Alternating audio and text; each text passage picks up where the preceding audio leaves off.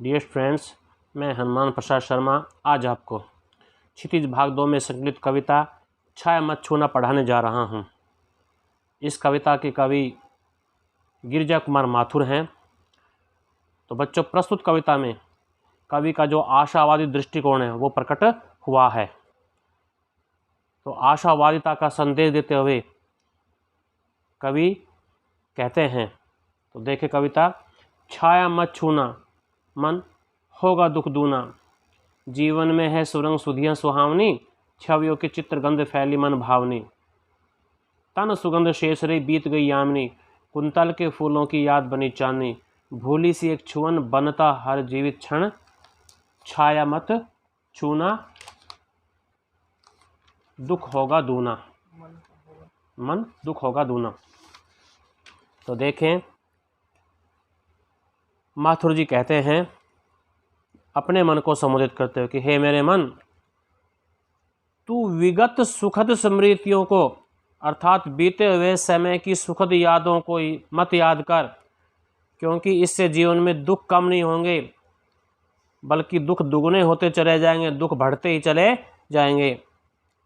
बच्चों, कवि का कहना बिल्कुल सही है कि विगत सुखों को याद करके वर्तमान को दुख से परिपूर्ण करना, वर्तमान को दुखी बनाना किसी प्रकार से तर्कसंगत नहीं है, अर्थात उचित नहीं है।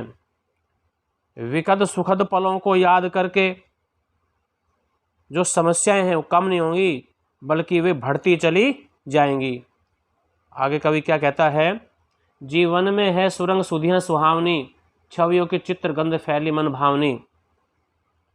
कवि कहता है कि माना हमारे जीवन में जितनी सुरमय अर्थात रंग बिरंगी मीठी यादें हैं वे अत्यंत ही सुंदर हैं, मन को अच्छी लगने वाली हैं। उन्हें याद करके मन में न केवल जो मन भावन चित्र हैं, मन को अच्छे लगने वाले जो चित्र हैं, केवल वो ही नहीं उभरते बल्कि उनके साथ लगी सुहानी सुगंध भी तन मन को मदमस्त कर देती है, मस्त बना देती है। और आगे क्या कहता है कवि, कुंतल के फूलों की याद बनी चांदनी, भूली सी एक छुअन बनता हर जीवित क्षण, छाया मत छूना मन होगा दुख दूना।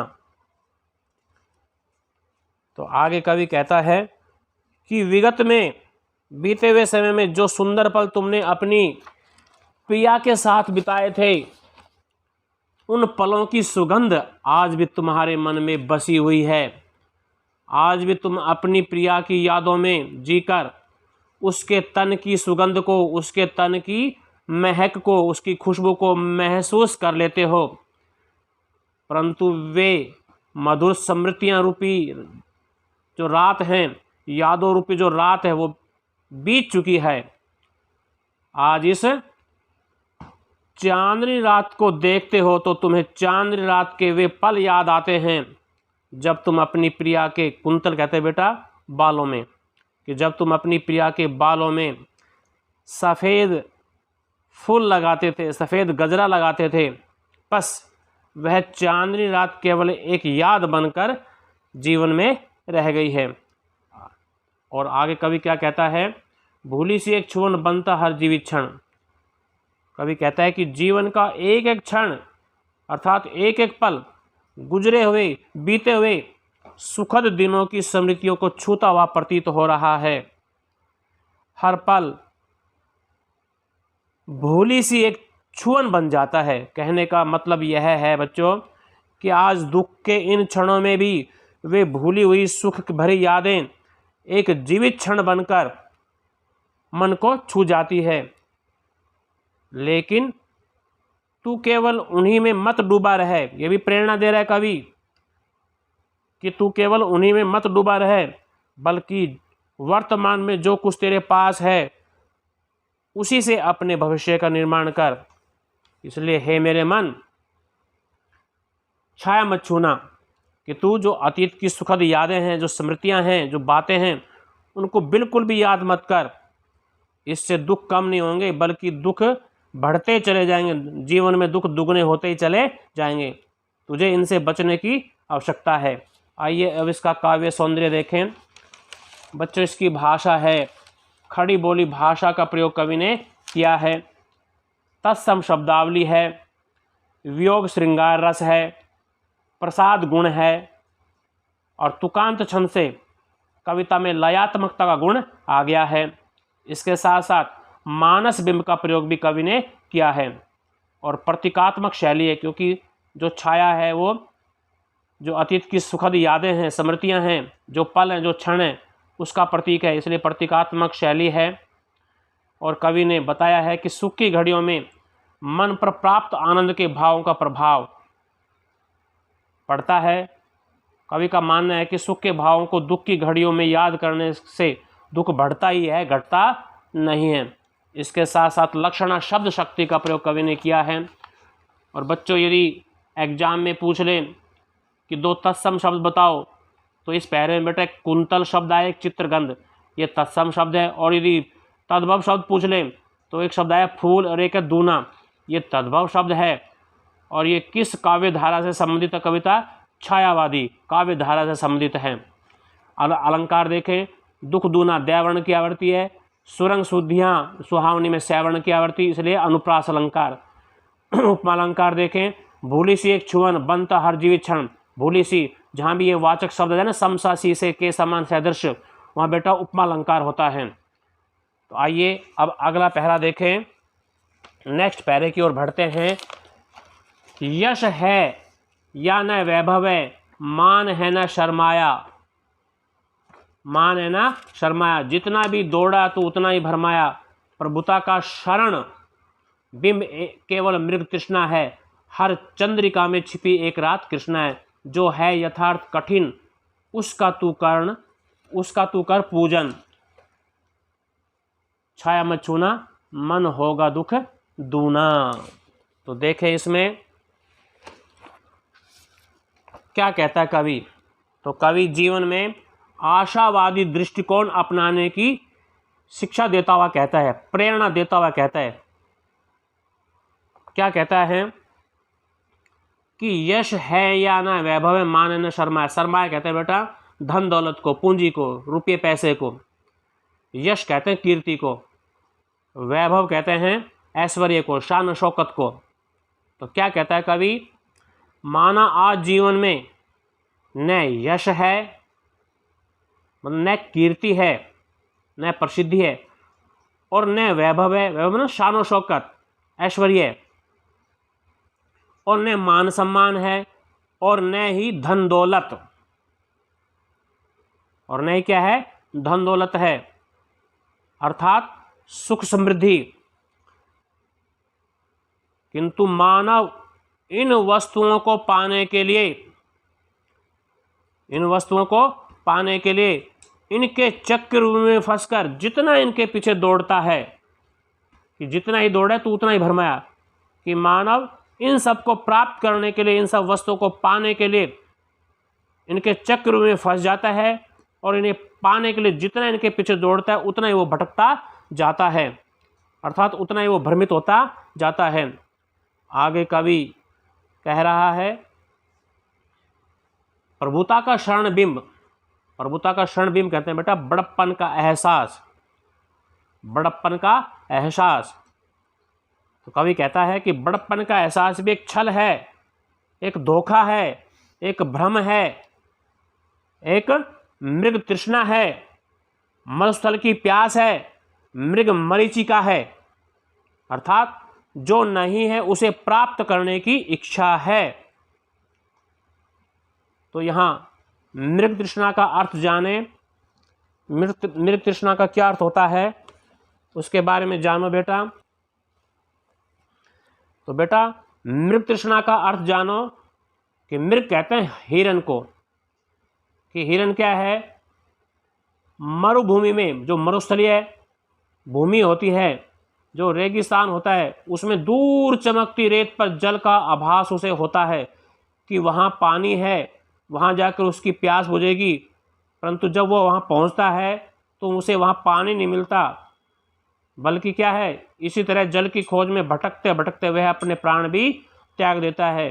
ठीक इसी प्रकार मनुष्य भी है कि वह सुख संपत्ति प्रभुता, वैभव, धन दौलत आदि की चाह में संसार में हिरण की भांति भटकता रहता है और अंततः उसे हिरण की भांति निराशा ही हाथ लगती है।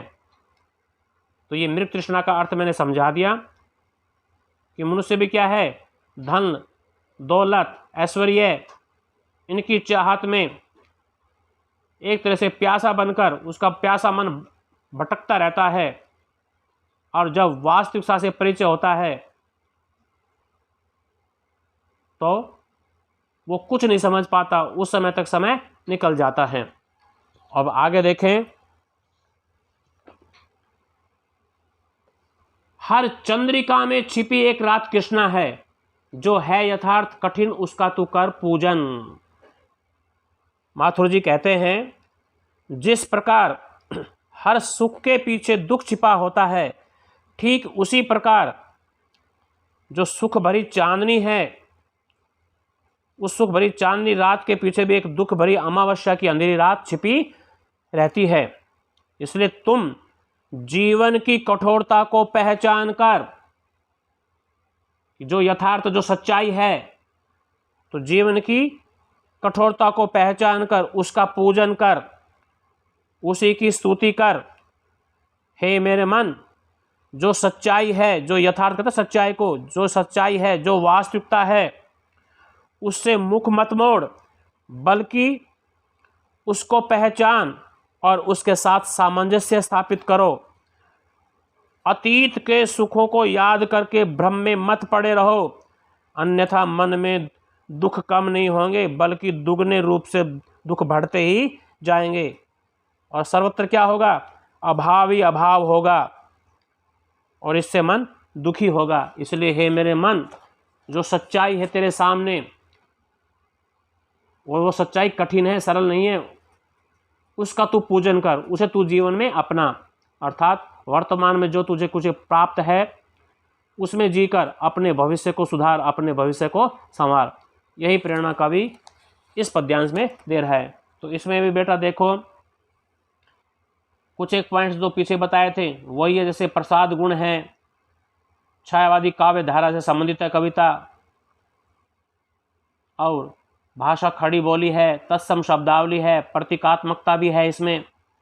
और कवि ने स्वीकार किया है कि जीवन में तो सुख दुख आते रहते हैं, किसी के भी जीवन में केवल सुख हमेशा के लिए नहीं रहते, बल्कि हर सुख के पीछे क्या है, दुख निश्चित रूप से छिपे रहते हैं। ये नहीं कि जीवन में हमेशा सुख ही सुख आते रहेंगे, सुख के बाद जीवन में दुख अवश्य ही आते हैं। इसके साथ साथ कविता में लाक्षणिकता भी दृष्टिगोचर होती है। अनुप्रास अलंकार देखो, होगा दुख दूना, दुख दूना में दैवर्ण की आवृत्ति अनुप्रास अलंकार। इसके साथ साथ बेटा जो कुछ एक पॉइंट्स पीछे हैं वो इसमें आप ऐड कर देना। अब अंतिम पहला देखें, दुविधा हत साहा से दिखता है पंथ नहीं, देह सुखियों पर मन के दुख का अंत नहीं। देखें इसका अर्थ, तो कवि गिरिजा कुमार माथुर जी हमें आशावाद के सहारे जीवन जीने की प्रेरणा देते हुए कहते हैं, क्या कह रहे हैं कि हे मेरे मन, माना कि तुम्हारा जो साहस है, तुम्हारा जो उत्साह है, तुम्हारा जो हौसला है, तुम्हारी जो हिम्मत है, वो दुविधा के कारण, द्वंद्व के कारण, यह सोचकर सफलता मिलेगी या नहीं, सुख प्राप्त होगा या नहीं, आगे आने वाला समय शुभ होगा या नहीं, मार्ग ठीक है या नहीं, ऐसी अनेक उलझनों में फंसकर जो तुम्हारा साहस है वो समाप्त हो गया है और दिखता है पंथ नहीं, इसीलिए तुझे सफलता का कोई मार्ग, कोई रास्ता दिखाई नहीं दे रहा है। देह सुखी हो पर मन के दुख का अंत नहीं। आगे कवि कहता है, भले ही शरीर स्वस्थ है, अर्थात शरीर को सब सुख भोग प्राप्त है, पर यदि मन व्यथित है, यदि मन दुखी है, उसके दुखों का अंत दिखाई नहीं दे रहा है। कि केवल शरीर के स्वस्थ होने से नहीं, मन का स्वस्थ होना भी बहुत जरूरी है। यदि मन में दुख ही दुख हैं तो उसकी जो उसका साहस है वो उसका साथ छोड़ जाएगा। तो इसलिए शरीर के साथ साथ मन का सुखी होना भी बहुत जरूरी है। आगे कवि कहता है, दुख है न चांद खिला शरद रात आने पर, क्या हुआ जो खिला फूल रस बसंत जाने पर, जो न मिला भूल उसे कर तू भविष्यवर्ण, छाया मत छूना मन होगा दुख दूना। क्या कहता है कवि आगे कि माना जीवन में दुख ही दुख है, शरदकालीन सुहावनी रात आने पर भी जो सुखरूपी चंद्रमा यदि नहीं खिला है, यदि वो नहीं उदय हुआ है, नहीं उदित हुआ है, और वसंत ऋतु के चले जाने पर यदि फूल खिलता है तो भी तुम दुखी मत हो। कहने का अभिप्राय यह है कि वसंत के चले जाने पर फूल खिलने से उसकी जो उपयोगिता है, उसका जो महत्व है वो समाप्त हो जाता है। कि वसंत ऋतु आने पर जो फूल खिलता है वही शोभायमान होता है, वही अच्छा लगता है। परंतु यदि वसंत ऋतु बीत जाए और उसके बाद यदि फूल खिलता है, उसका कोई महत्व नहीं होता, उसकी कोई उपयोगिता नहीं होती। कहने का अभिप्राय यह है किसी सुख के बीत जाने पर यदि उसका आभास हुआ भी तो क्या, उसका कोई लाभ नहीं होता, क्योंकि प्रत्येक चीज़ को पाने का एक बच्चों उचित अवसर होता है, एक उचित समय होता है। और यदि समय बीत जाने पर यदि उसकी याद आती है तो उसका कोई लाभ नहीं है, कोई लाभ नहीं। जो न मिला भूल उसे तू भविष्यवर्ण, जो न मिला भूल उसे कर तू भविष्यवर्ण, छाया मत छूना मन होगा दुख दूना। आगे कवि कहता है कि हे मेरे मन, तुम्हें जो जीवन में अभी तक नहीं मिला है, जो अभी तक प्राप्त नहीं हुआ है, तू उसे परिश्रम के द्वारा प्राप्त कर, भविष्य में उसे प्राप्त कर, कि तू मेहनत कर, परिश्रम कर और उसे भविष्य में प्राप्त कर। अर्थात तू वर्तमान में जो तुझे प्राप्त हो रहा है, जो तुझे प्राप्त है, उसे खुशी खुशी स्वीकार कर और अपने भविष्य का निर्माण कर, भविष्य को संवार, भविष्य को सुखी बना। यही कवि कहना चाहता है। और फिर अंत में वही छाया मत छूना मन, अपने मन को संबोधित करता हुआ कवि कहता है कि हे मेरे मन, तू अतीत की यादों को, अतीत की स्मृतियों को, जो सुखद क्षण है, जो सुखद पल है, उन्हें बिल्कुल भी मत याद कर। इससे दुख जो है वो दुगने ही होते चले जाएंगे, दुख कम नहीं होंगे, दुख बढ़ते ही चले जाएंगे। भला इसी में है कि तू वर्तमान में जो तुझे कुछ प्राप्त है उसी में अपने जीवन को जी और अपने भविष्य को संवार। यदि अतीत की यादों में खोया रहा तो दुख बढ़ते चले जाएंगे, दुख दुगने ही होते चले जाएंगे। इसलिए उनको भुला दे, उनको मत याद कर, उनसे बच, उनको विस्मृत कर दे, उनको भुला दे। आइए अब इसका काव्य सौंदर्य देखें। इसमें तत्सम शब्द देखो बेटा, एक तो दुविधा है, एक वर्ण है, ये तत्सम शब्द है। तद्भव शब्द देखो, देह और फूल, ठीक है। अनुप्रास अलंकार देखो, दुख दूना, खिला फूल, खिला में लय है, अंत में फूल में लय है, मिला में लय है, धूल में लय। तो बेटा यदि अंत में भी जो अंतिम वर्ण मिल जाए वहाँ भी अनुप्रास ही होता है, वो आता है अंत्यानुप्रास, अनुप्रास का ही भेद होता है। तो यहाँ अनुप्रास अलंकार है। और एक पंक्ति में आया है, क्या हुआ जो खिला फूल रस बसंत जाने पर, इसमें अंत में प्रश्नवाचक चिन्ह, यहाँ पर प्रश्न अलंकार है। तो प्रश्न शैली ने भावों को सामर्थ्य प्रदान किया है। इसके अलावा लयात्मकता का गुण विद्यमान है, खड़ी बोली भाषा का प्रयोग कवि ने किया है, भाषा में लाक्षणिकता है, प्रतीकात्मक शैली है, बहुत से शब्द जो प्रतीक के रूप में प्रकट हुए हैं, प्रतीक के रूप में आए हैं। और कवि ने सुख भरे भविष्य के लिए परिश्रम करने की प्रेरणा भी दी है, तथा दुख की घड़ियों में सुखद पलों को याद न करने का परामर्श भी दिया, शिक्षा भी दी है कि दुख की घड़ियों में सुखद पलों को कभी याद नहीं करने चाहिए। ऐसी प्रेरणा, ऐसा परामर्श, ऐसी शिक्षा कवि ने दी है। तो बच्चों इस तरह से मैंने ये पूरी कविता आपको पढ़ा दी, आपको अवश्य समझ में आ जाएगी। आप इसको पढ़ना और जो मेरा चैनल है स्टडी हब ऑफ हिंदी, उसको शेयर करना, लाइक करना और सब्सक्राइब करने की कृपा करना। थैंक यू, धन्यवाद बेटा।